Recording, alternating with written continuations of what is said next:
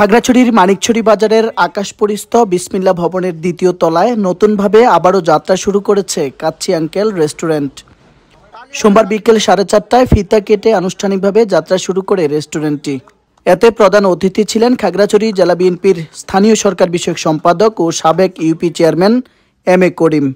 এ সময় উপজেলা বিএনপির আহ্বায়ক কমিটির সদস্য নুরুজ্জামান মাস্টার, উপজেলা যুবদলের সিনিয়র যুগ্ম আহ্বায়ক মীর হোসেন, রেস্টুরেন্টের স্বত্বাধিকারী মোহাম্মদ মনির হোসেন বাবু সহ আরও অনেকেই উপস্থিত ছিলেন। এ সময় রেস্টুরেন্টের সার্বিক মঙ্গল কামনা করেন প্রধান অতিথি।